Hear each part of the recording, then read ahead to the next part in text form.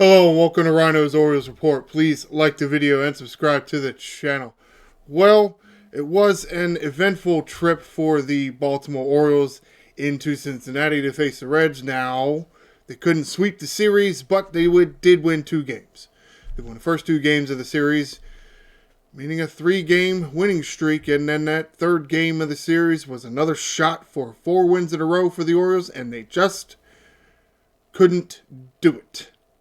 Again. Very disappointing.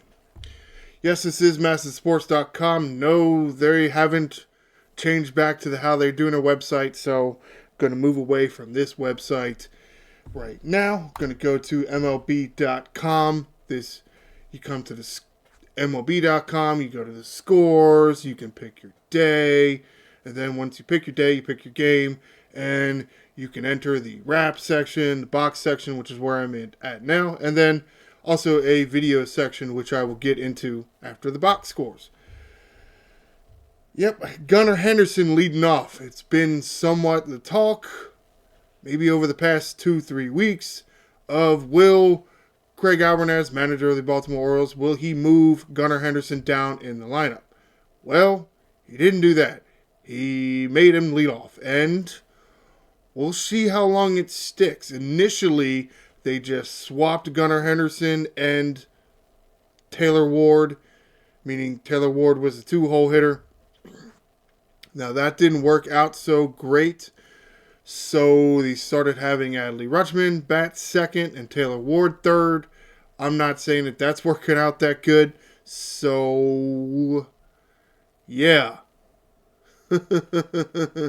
It feels like they got 2 leadoff hitters, a 3-hole hitter, but no 2-hole hitter. Because it just doesn't seem like, at least at this current point of the year, that Gunnar Henderson or Taylor Ward is going to do anything out of the 2-hole spot. Now, to a certain extent, Adley Rutschman is doing the same thing Adley Rutschman does, just now out of the 2-hole. So maybe they do have a 2-hole hitter. But it's, what do you do with Taylor Ward? Because I don't know that he's doing a good enough job to be the 3-man.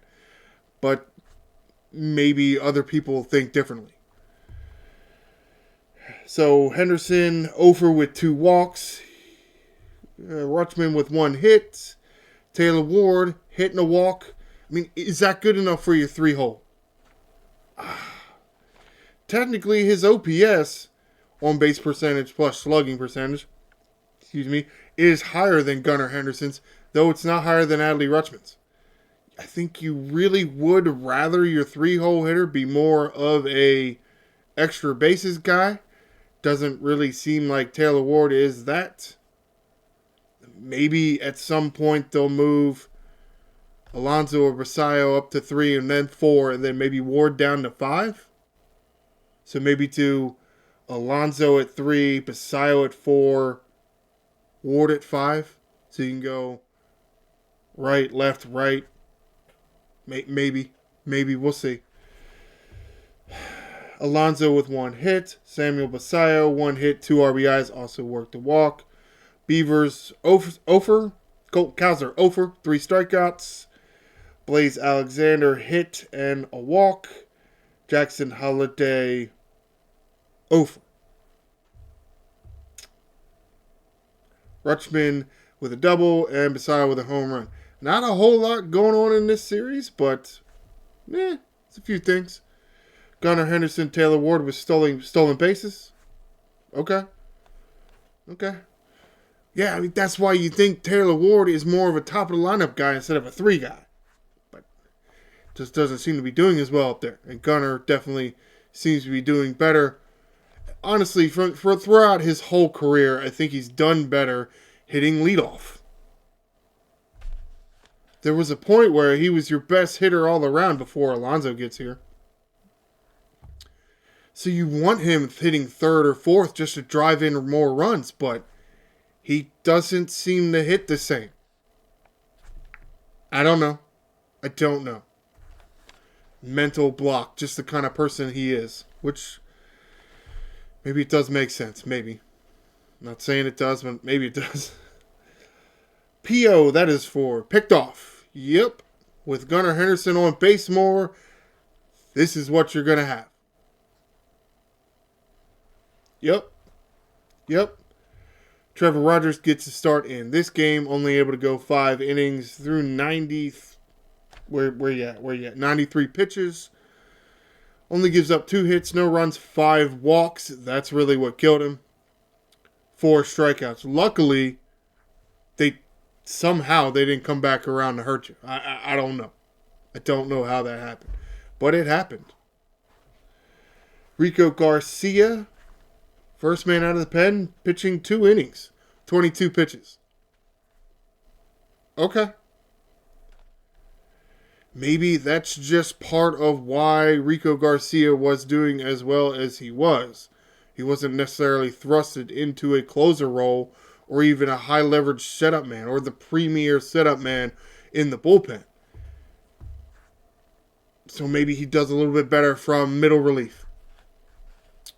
Well, that just means you gotta find probably the biggest item on the shopping list for the Baltimore Orioles. Back end of the bullpen. 8th and 9th inning guys. I say you need 1 each. You really do. But we'll see over the next few weeks. The Orioles have maybe not necessarily officially named a closer, but the same person got 2 saves in this series. So, again, back to Rico Garcia. 1 hit, no runs, 1 walk, 2 strikeouts in those 2 innings. Who's facing the Reds, who are below 500. So, there's that. Yennier Cano in for the 8th inning. 1 hit. Does give up 1 hit, but no runs, no walks, no strikeouts. Tyler Wells in for the 9th inning. Yeah. Some people called it. Some people saw it coming. Some people said it should have been done earlier. Now, he's had some struggles in the back end of the bullpen this year. Maybe now because it's more out of necessity, he's getting over himself. Or just getting back. Sometimes some players have a slower start to the year than others. Some do. Was that the leading reason why Tyler Wells was struggling a bit in the back end of some games? Maybe. Though again, here he is facing a below 500 team in the 9th inning.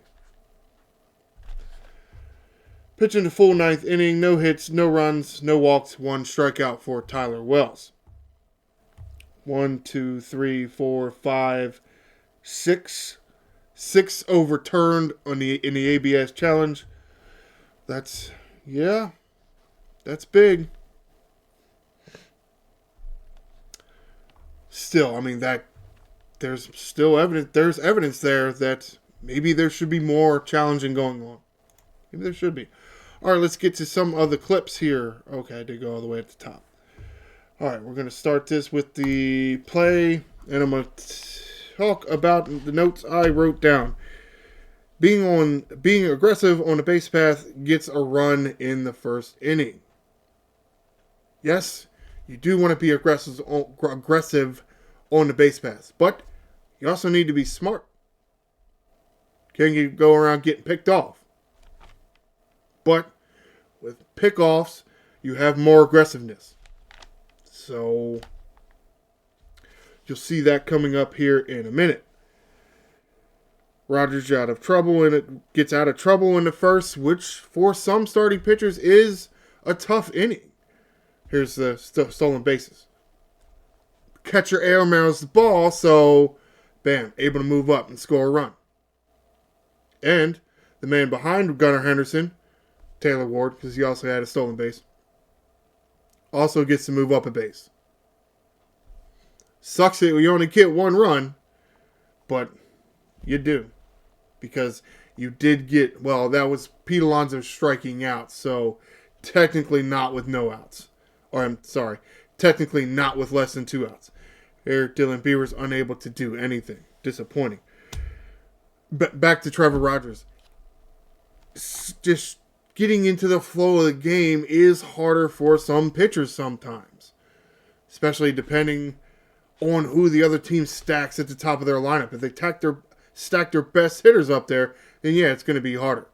But once a starting pitcher is allowed to settle in, yeah, then they're kind of harder to get out of there. Sire homer.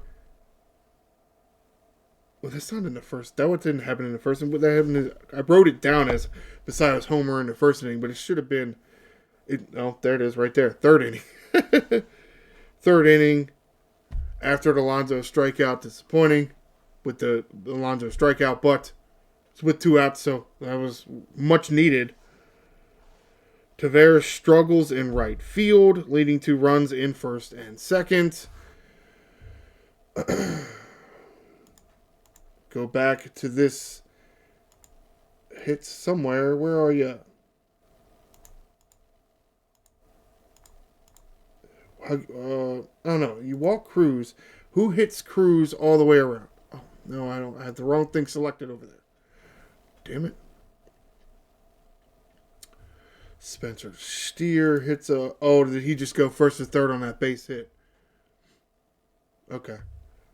That's right. And it was...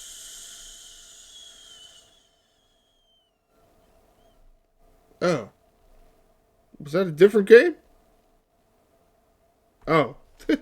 Yeah, it was a different game. I have the bullet points. I just kept going. Wait. Oh, wow. Man, I read the whole wrong line here. Oops. All right, so forget Taveras. That's for next game. Messed that one up, didn't I? All right, we're finishing off after Basayo's home run, which... Now, this is the second inning here, but it's coming up somewhat soon. Gunnar picked off again in the 5th, and then 2 good plays defensively for Gunnar in the 6th and in the 8th. Keep runners off the base path. That helps your pitchers out a lot. It does. Look, they're not errors, and it's not like you're giving a team extra outs. If anything, you're taking extra outs away from your opponent. That's good. That's just as good as giving the opponent extra outs is bad. All right, we'll get back to the video here. Rogers settling in now. They couldn't get to him in the first. Now he's settled in. It's like an entrenched enemy, and he's much more harder to get out of there now. To a certain extent, you're just going to have to wait him out. You're going to have to drive his pitch count up to get him out of the game. Ground rule double there. You get a walk by Taylor Ward. And then you get Pete Alonso grounding into it. Double play. Yeah, every once in a while Pete Alonso comes through for us, but man, sometimes it's, the polar bear giveth and the polar bear taketh away. Sammy Basayo's 2-run home run this game. Next game is a 3-run home run. 2 outs. Yeah, needed it. Clutch hitting.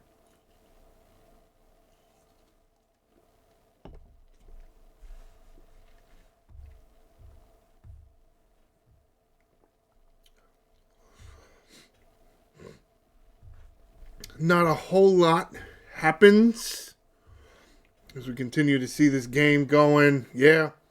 Honestly, Ellie De La Cruz, I mean, he's got to be that good. He does look like a very talented person. Is he really any more talented than Gunnar Henderson? Tough to say, I guess. I mean, maybe. I mean, he's definitely faster. He's definitely taller. Does kind of make you wonder. Gunnar Henderson's the shortstop the Orioles have. Why does it seem like a whole bunch of teams, or at least some of the ones that are in contention a lot, have a little bit better shortstop than we do?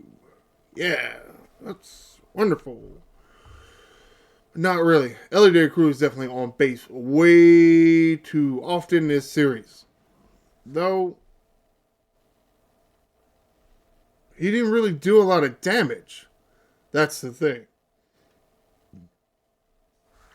If anything, you let other players, you made it so the other players on the Cincinnati Reds had to win the game for him.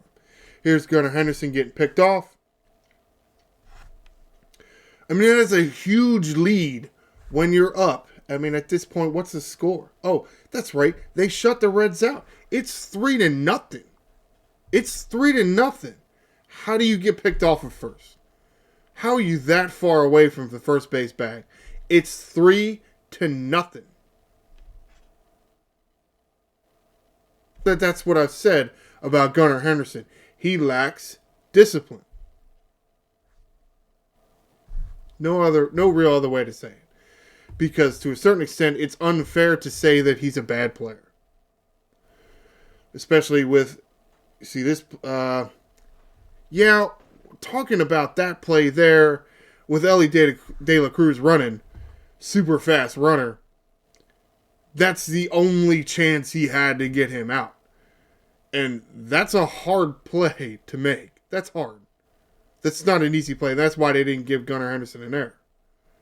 Because it's really not an error. It's just an infield single. Little bit of traffic here in the fifth for Trevor Rogers, but he gets out of it. Nothing going on here. And I mean, you can see we're getting down to the numbers on the video. We're getting down to it. 6th inning here. Nothing happens for the Orioles. Basayo grounding into a double play. Oh, there, I missed that. Here's Gunnar Henderson here. Yeah. That's a very nifty little play. The slide stop, the pop up, the strong, accurate throw to first base. That's what we need more of. We need more of Gunnar Henderson doing things like that. Making a complete play, not making half a good play where he'll make us grab like that and then throw it into the stands. Because at that point, yeah, okay, it looks like you're taking a hit away, but once you throw the ball away, you give that runner 2 bases. Would have been better just to put it in your pocket. This is going to be the other Gunnar Henderson play right here. Yep, over Cano. Look at charging, bare hand, gets him.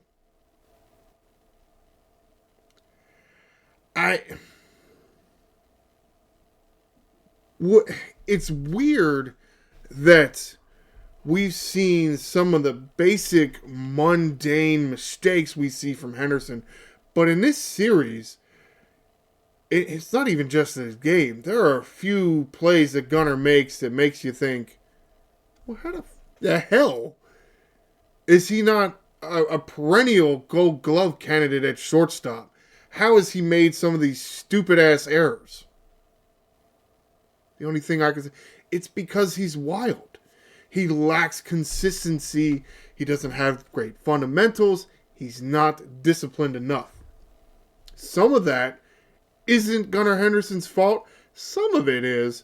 And here they're actually showing a flashback to the last time Tyler Wells gets a save. Back to Henderson. Some of that, yeah, it's Gunnar Henderson's fault, but some of that is the way he was developed in this organization. It really is.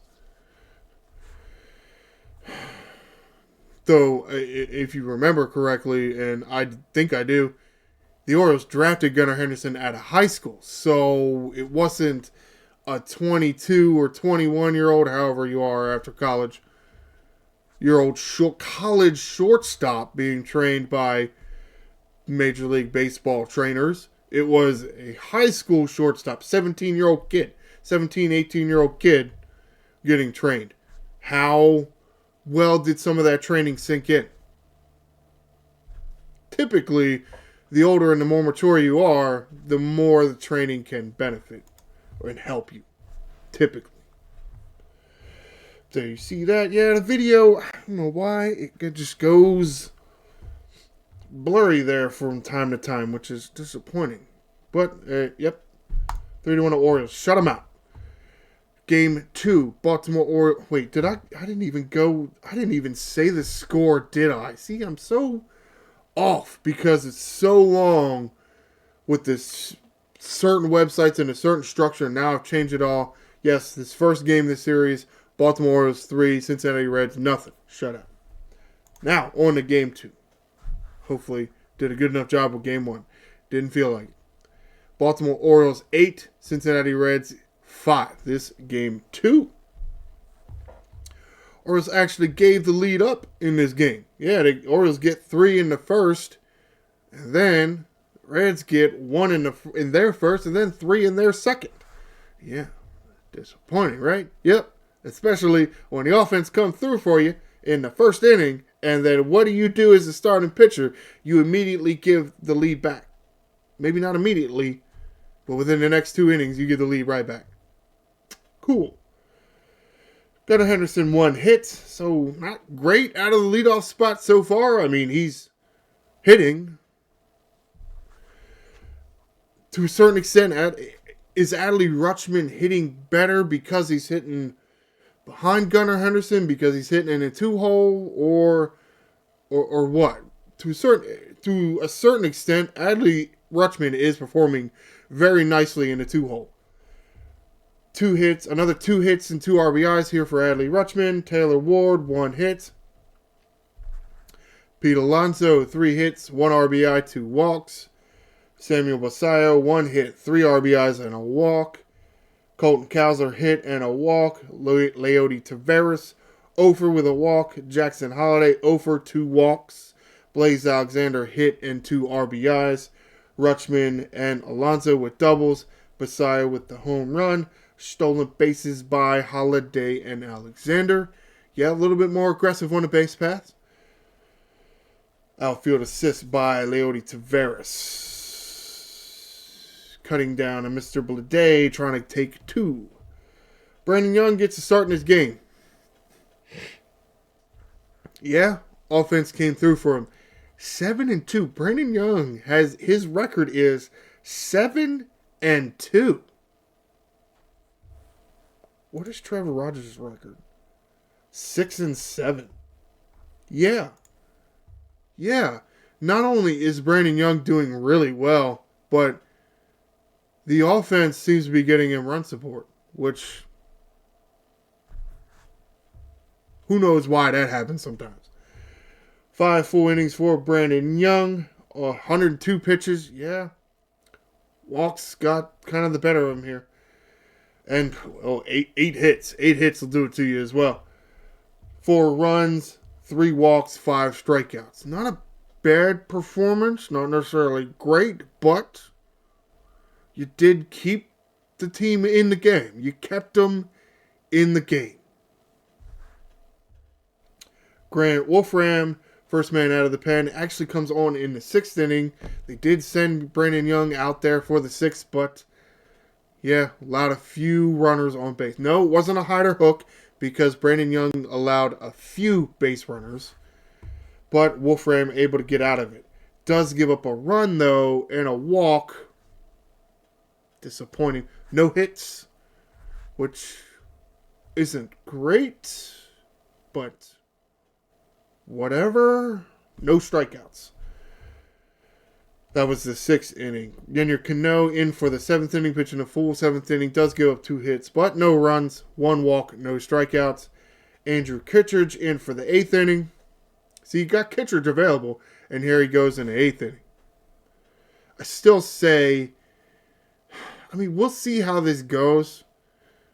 Cano in the 7th, Kittredge in the 8th, Tyler Wells in the 9th. It doesn't sound too bad, but I still say you need at least one high leverage relief pitcher. So Kittredge in the full 8th inning, no hits, no runs, no walks, 1 strikeout.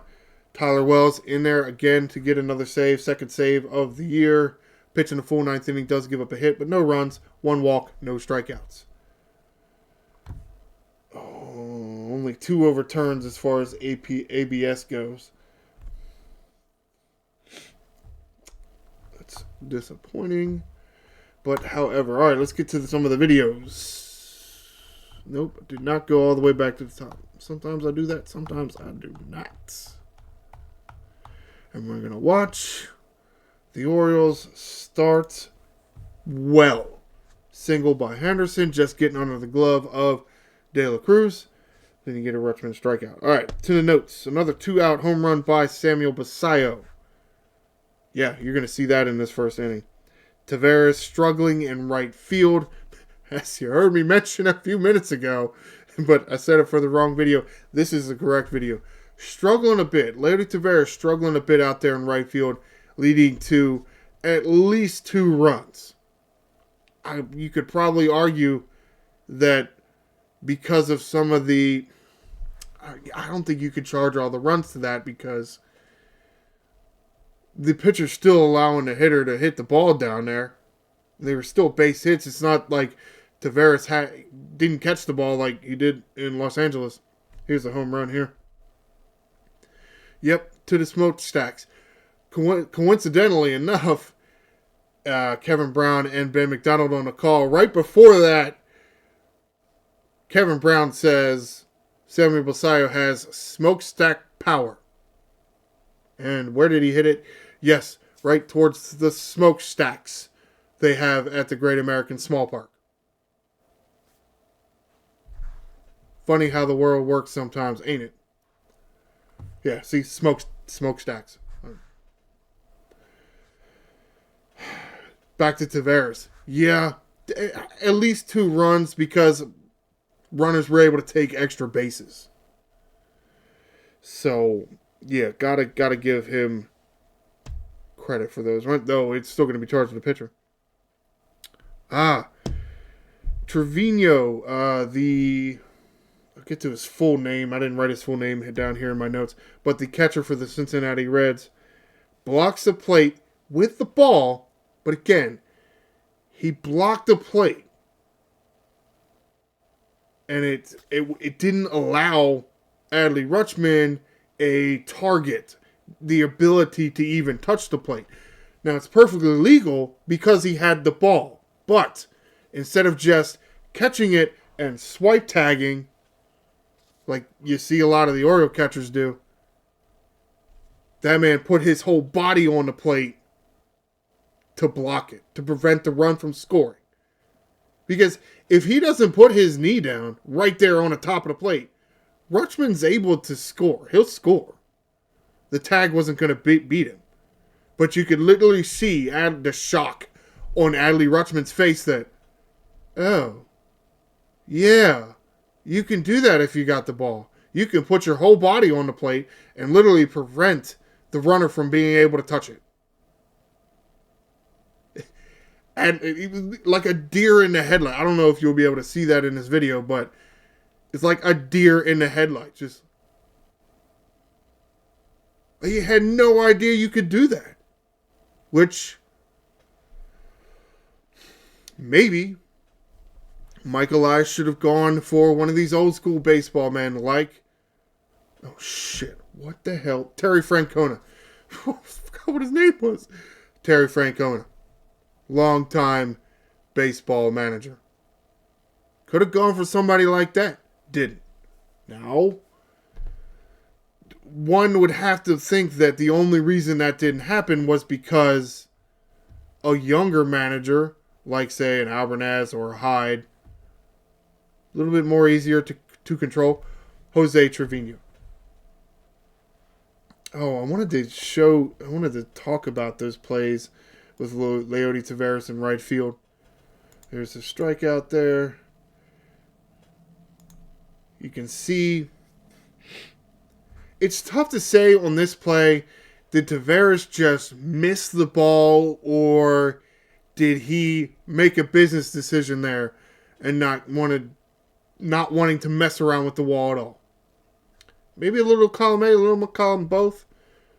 Little column B, little column A. I'm trying to say both idioms there at the same time, but ends up not being able to make the play. That one's not on the Taveras there. But again, was the runner able to take an extra base on the play? If Taveras is able to keep that ball from getting by him, it's a big if there. Does he score? Does the runner score on this play? No, not at all. There's no way.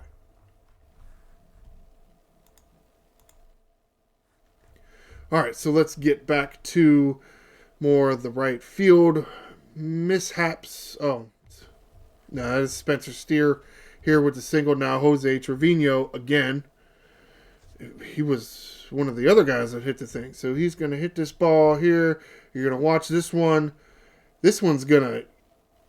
And it kicks right. That's, I think, what maybe threw him off. I mean, can you really blame Taveras for that? Tough to say. Tough to say, because do you expect the ball to kick to the right or do you expect the ball to kick to the left? It really does seem like he expected the ball to kick to the left, but it kicked to the right. Just picking on Leody Taveras over there. This ball rattles around a bit. Yeah, gets by him a bit, because the dude's able to go to third without a throw. He might have been able to go home. Yeah. So there's definitely an extra base there.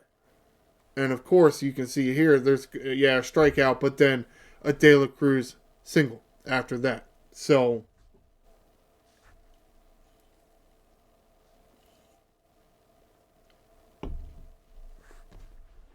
yeah. He's just winded. Oh, I don't even think I finished my notes here. After talking about the blocking of the plate, which we get to in the third inning. The Orioles half of the third inning. Yeah, I mean, still picking on Taveras, but I mean, that's a routine play there. Bases loaded in the fourth. See what happens there. Do the Orioles come through, or do they not? Yeah. Double play in the sixth was very nifty. Cowser slide in ninth. Did he need to slide? Was he going to get there standing? Was it really that difficult to play? We'll see. You see Adley Rutschman doubling here to start off this third inning for them. We'll see. We'll see. Because we'll watch the play together. You can decide. I feel like, yeah, kind of. It's one of those, maybe, maybe not. Tough to say. But again, Tyler Wells in the ninth inning. A little bit more traffic this game, but still gets out of it. Cowser helps a bit, right? So, he's the closer. This is what I'm talking about here. Instead of just swinging with his arm after he catches the ball, he jumps on top of the plate, sacrificing the body. You ever see an Oriole catcher do that? I feel like with a lot of the plays at the plate on some of these Oriole catchers and how they're doing it, they don't do that a lot. They kind of just swipe. Yeah, that's disappointing, isn't it? Yes. Very disappointing. Oh, I'm sorry. When did I say the bases loaded? Fourth. Yeah, fourth inning. Here you're gonna see I misspoke when I said, Rutschman got the bases loaded start. He didn't. That was him setting up for being thrown out at the plate. Here, single by Cowser, walk by Taveras, walk by Jackson Holliday. Blaze Alexander comes through. Yep. Cowser and Taveras able to score.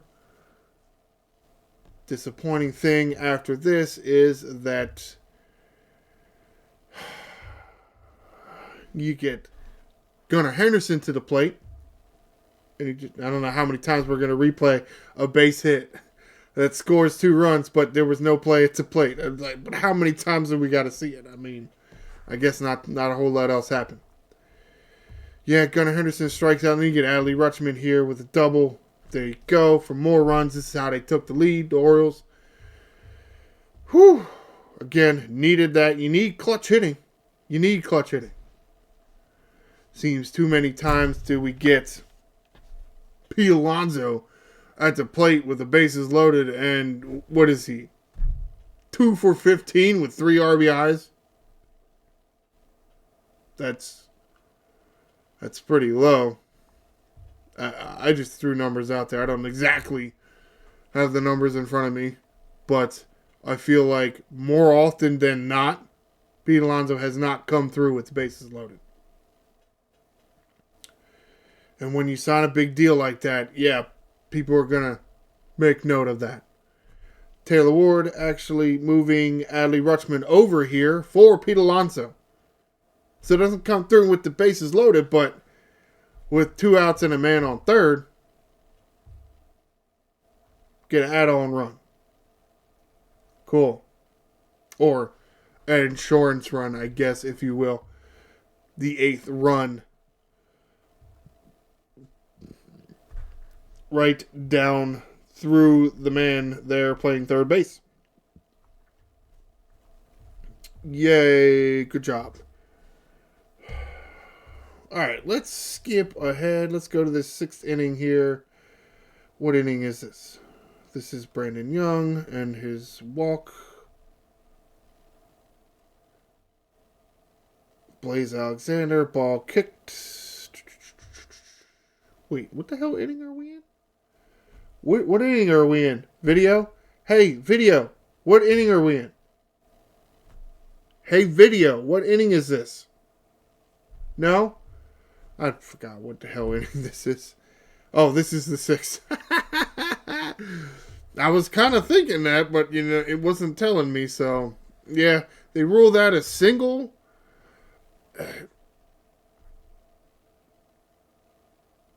So... Alright, it's fine. A hot shot, tough play. But here you go. Here's the double play. That is a long flip. That's a long flip. But it's definitely something that, with the help of Brian Roberts, still in the Orioles organization, had to make the transition from shortstop to second base himself, has helped Jackson Holliday with. Did pretty good there, didn't they? Yeah, that's pretty good. You can't argue that. That was a really nice play by them. Alright, movie. What else are we going to talk about? Cowser and then Wells. Not a whole... Yeah, that's a... And there's nothing Pete Alonso could really do on that play because he's got to be in there to hold the runner on. You don't want to not hold the runner on. So he's in that far and just couldn't get it. Like if he's playing back, he could probably get this ball and start and at least get the lead runner. But this is Taveras throwing the dude out because Taveras over there moving like he should be towards the baseball, able to get it. Barely gets in there, and that's the Reds trying to scratch and claw back. That's their 5th run. Yeah. I feel like if Pete Alonso goes to the other side of the bag, he gets him. Because he... Right? Like, why is Pete Alonso catching the baseball on the foul side of first base? Why is he not stretched out towards the third baseman in fair territory? Why? I mean, the hop, maybe? I mean, that's the only thing I can think of. Is just with this hop, he sees where it's hopping, and it's just...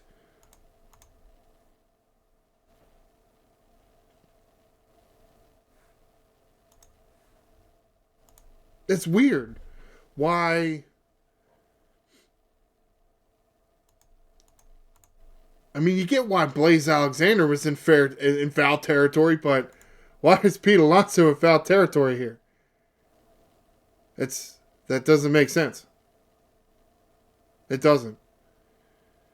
Because if he catches this in fair territory, which I really think he had the opportunity to do that. This angle here, I think you could see. Yeah, I think he could be in fair territory and catch this ball. I don't know why he's in foul territory here. The ball doesn't even go more than 3 feet off the ground. If you stretch 2 steps closer, how much sooner do you catch the ball? And therefore, is he out? I don't know. I'm not the professional first baseman. Pete Alonso is. I don't. Okay. Tyler Wells on here in the ninth inning. Yeah, a bit of traffic. Got a couple runners on. Not great.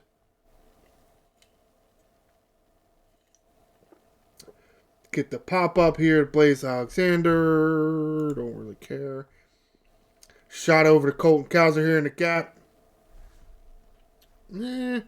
If anything, maybe the slide was necessary to stop his momentum towards the left field wall so he could get the ball in and hold the runners from moving up.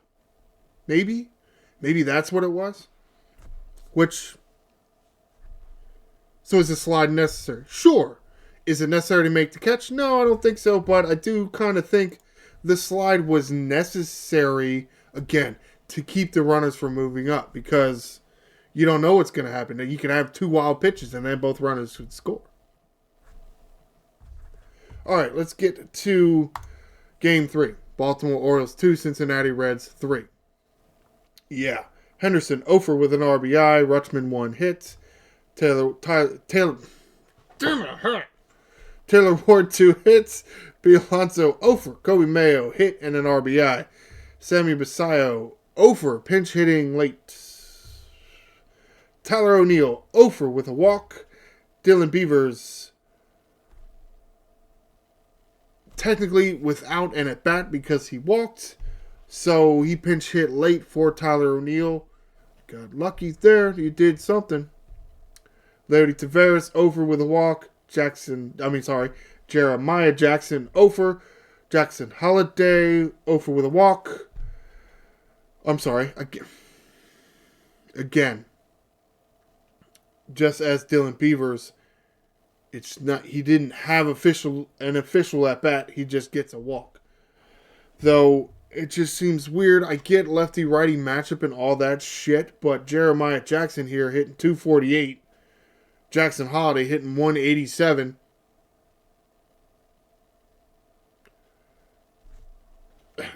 That looked for two reasons. If you know what 187 is. Though it's a code for a police officer code and a movie. Pretty good movie, actually. Why? Oh, because lefty-righty. Because lefties hit righties better than righties hit righties. And righties hit lefties better than lefties hit lefties. That's just the way the world works. Do you not know this? Don't you know what analytics are? That's what analytics tell you. Okay. Fine. But what also tells me is Jackson Holiday wasn't playing. He didn't start this game. He was on the bench. Okay, it's hot. But as far as his individual baseball momentum, Jackson Holiday is at nothing because he's not out there. Right? He's not out there playing this game. He's also hitting below 200. Okay. Blaze Alexander with 3 hits. It's a shame. Couldn't get more hits there out of him. To a certain extent, it's a shame that maybe he isn't hitting a little higher up. I wonder what would happen if you switched Taylor Ward and Blaze Alexander. Interesting. Taylor Ward with a double, and that was the only extra base hit. Kyle Bradish gets a start in his game, and he goes 7 2/3 of an inning. Yeah, and you lost still. Huh. Gives up 5 hits, 3 runs, 1 walk, 5 strikeouts. I'm sorry. His whip was less than 1. His whip was walks and hits per inning pitched. Less than 1.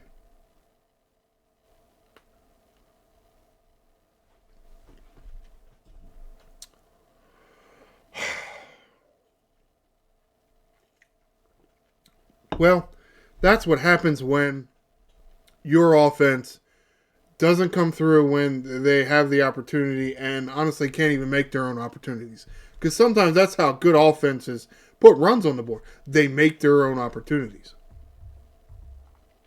1, 2, 3, 4, 5 overturns from the ABS. All right, let's get to the videos. I'm going to play this right here in the first inning, and I will talk about my notes. What do I got here? Gunnar Henderson, another nice play in the first. Jeremiah Jackson, right after that, good play by him. Getting out of the inning, getting out of the first inning. That's always good. Walk, then home run in the fifth off of Bradish. That was really the damage inning. That was it. A walk and then a home run. Dang. Mayo 2-out RBI in the sixth. Otherwise, the Orioles would have a lot less. Let another run score with 2 outs. Wild pitch before that got the runner to second. So then, therefore, a hit with 2 outs, for sure it's going to get that runner home. Loaded bases, the bases in the 9th inning for the Orioles. Here's the Jeremiah Jackson play. And you're only able to get 1 out of that. This Gunnar Henderson, this is a nice play by Gunnar Henderson. Watch this again. In the 6.5 hole, fading away. Has the arm strength to get him. Okay. Again, weird that we haven't seen this kind of good defense from Gunnar. Very nice stab by Jeremiah Jackson. We just haven't seen that much good defense by Gunnar Henderson. Maybe it's just because he's made so many other bonehead plays and mistakes that they kind of overshadow all the other plays. But he had a very nice series defensively. Yeah, not a whole lot going on there in this game, really. I mean, until the 5th inning, just not a whole lot. And I went through it. I mean, there's some decent looking plays. It's just not that much. I mean, it was a hot day. Get a couple runners on, but then it's 2 outs, so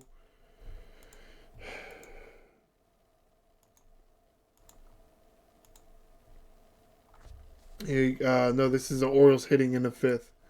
Here's the bottom of the 5th. How does this start? Yeah, see, there was a walk. Yeah, lead-off walk. To lead off the inning. The first 2 batters of the inning. Walk and then a home run. And you know what? If the wind was blowing in maybe 5 miles an hour more, that wouldn't even be a home run. That would be an out. That's how unlucky you get. Trying to go for your first 4-game win streak, can't even get a little bit of extra wind coming in off the river. Damn. I mean, damn. Of course, then a single after that, but settles down in this inning and gets out of it. I can't believe he went more than 7 innings. He was stupidly pitch efficient. Just stupidly. What are the total number of pitches for Kyle Bradish? 106 pitches. And he almost gets through 8 innings. That's really pitch efficient. I mean, more, not that we haven't seen pitchers be more pitch efficient, but it's pretty good. This play, Ellie De Cruz just bobbles it. Yeah, Taylor Ward makes a mistake here. Makes a cardinal sin in baseball terms. He really does. You see, he does lead off with a double, but he's very close to making it out at third base here. Ball hit over here. Typically, when you're... Back this up a bit here so get a better spot to pause this.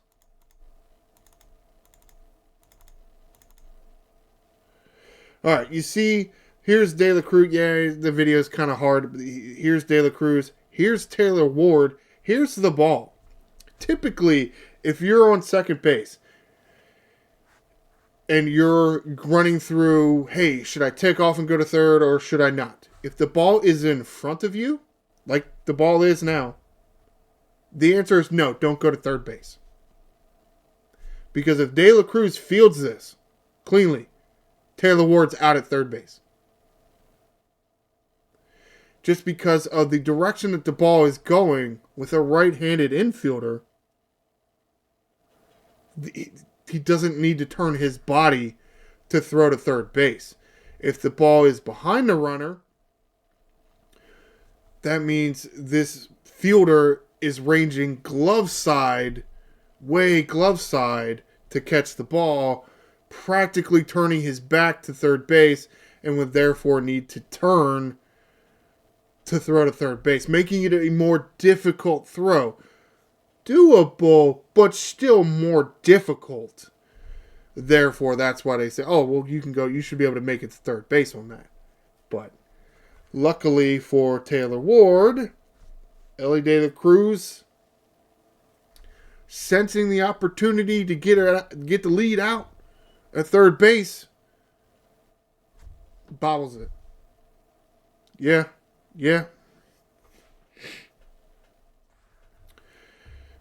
But good for us, because here's Kobe Mayo just with a wicked hard, smashed, blistered baseball by this third baseman that eats him up. Mr. J.J. Bleday.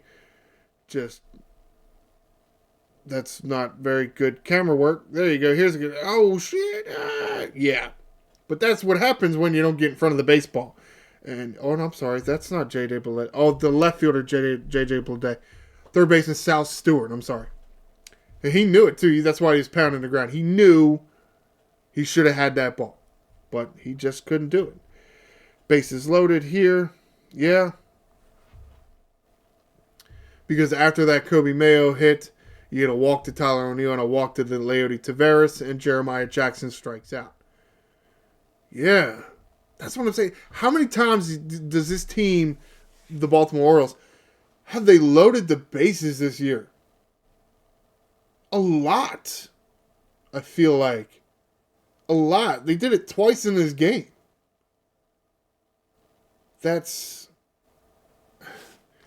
And especially, you only score two... You load the bases in two separate innings and you only score 2 runs. Just not coming through when you need it. Here in the 8th inning, the Reds are going to get a tackle and run. Not here, because this is the Reds pitching. What have I missed? The Mayo 2-out RBI.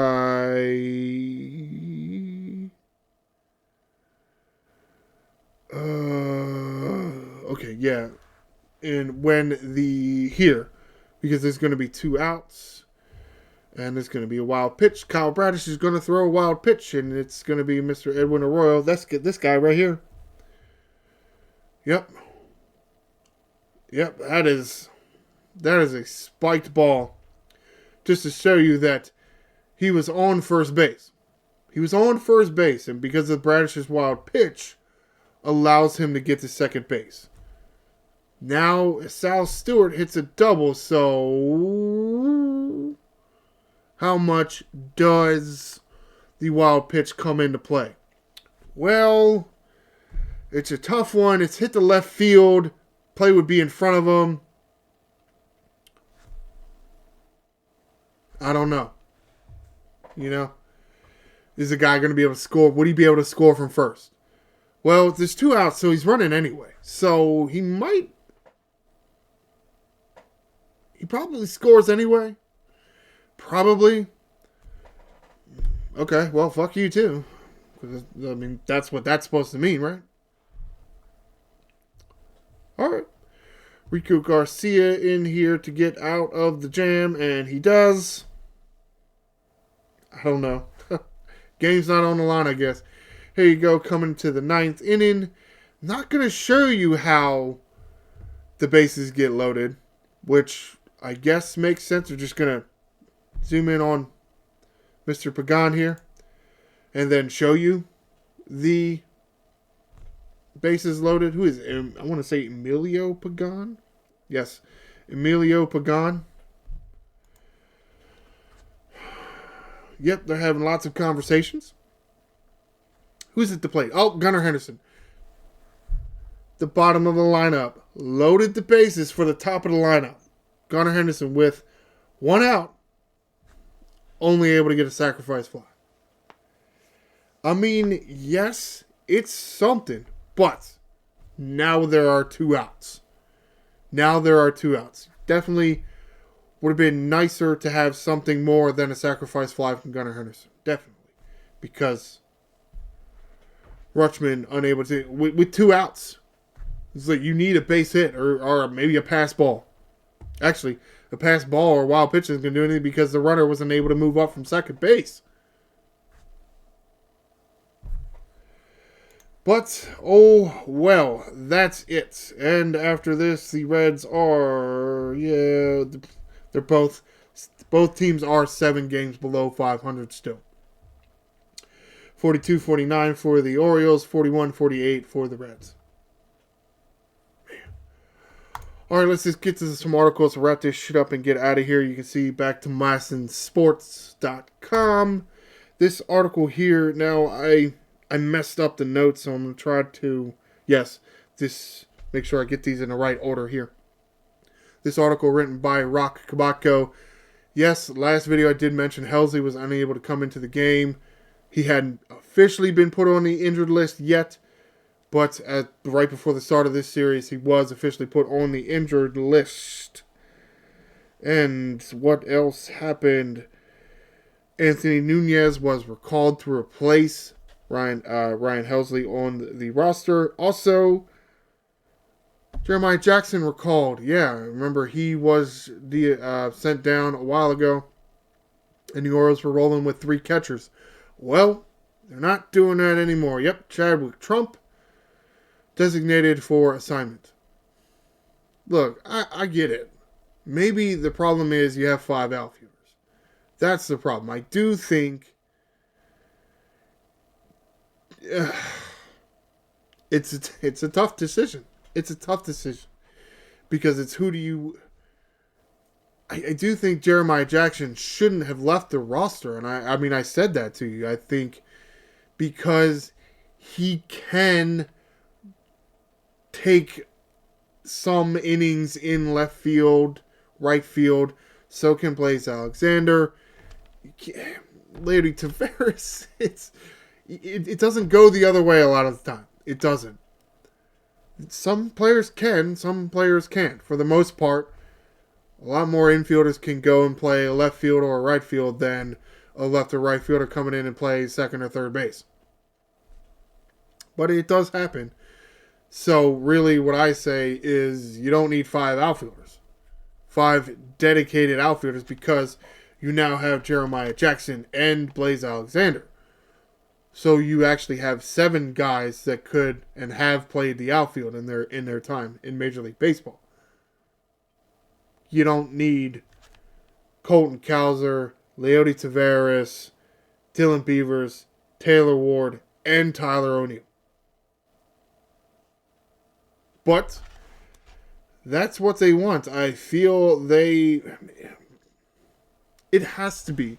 The reasoning behind that is because they feel that Dylan Beavers could win Rookie of the Year and they could get some kind of reward draft pick if Dylan Beavers does well enough. Yes. That has something to do with it. Because from what I've seen, he's not doing enough. I feel as often as you want Rutschman and Basayo in the lineup at the same time, a third catcher is what's going to benefit you the most. But I'm not the one running this organization. Just disappointing, but whatever. Other article here by Rock Kabatko. Sam Huff clears waivers, then elects for free agency, taking a page out of Albert Suarez's playbook. Yes, and then signs a new deal with the Orioles. Most likely for more money. They didn't give the actual details of the deal, but that's probably what happened. Or some other incentives or something that they just haven't shared with us. Okay. This article here, also by Rock Kabatko. This is a little stranger information than I was expecting. This is about Chris Bassitt and the surgery he had to remove a bone chip from his back, or bone spur. Bone spur is what it says in the article. Now, I couldn't exactly tell exactly if there was a name for the procedure, but it did sound like how Rock Kabatko is writing this article is that when he talks with Bassitt, or when Bassitt talks with the media, that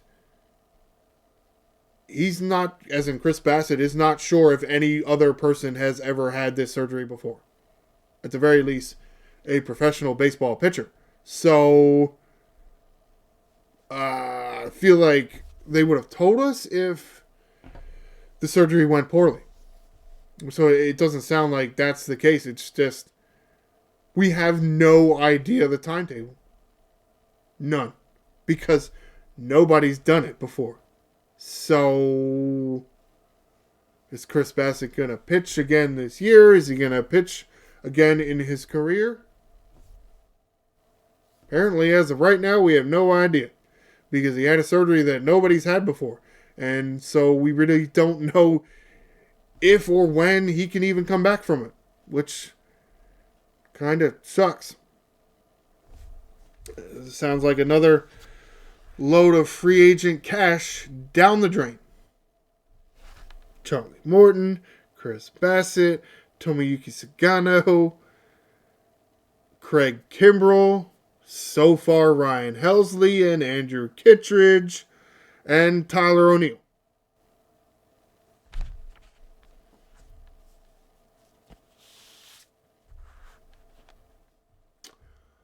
Not a whole lot of good luck bringing free agents in here, have you? Nope. Not a whole lot of good luck at all. To a certain extent, you've had good luck signing minor league free agents, but not major league free agents, which is weird. However, we'll see if their luck gets any better. Get to the schedule, wrap this shit up, and get out of here. Today, Monday, off day. Yeah, so weird. I hate it. Monday and Thursday, off day. Surrounding a 3 games. It's just stupid. And it's terrible by the schedule maker. It's just terrible. Going to start a 3-game set with the Chicago Cubs. And then a 3-game set with the Kansas City Royals. Just ahead of the All-Star break. So, Tuesday's game scheduled 6:35. Wednesday's game scheduled 6:35. Thursday's game scheduled 6:35. Wow, that's weird. It's not often do you see all 3 games of a series scheduled at the same time. You really don't. And then no off day in between the Cubs and the Royals series. So, okay. That's going to do it for this edition of Ryno's Orioles Report. Please stay tuned for Friday, and I will discuss the series between the Baltimore Orioles and the Chicago Cubs. Please like the video and subscribe to the channel. I'm the Angry Ryno. Thanks for watching, those fans.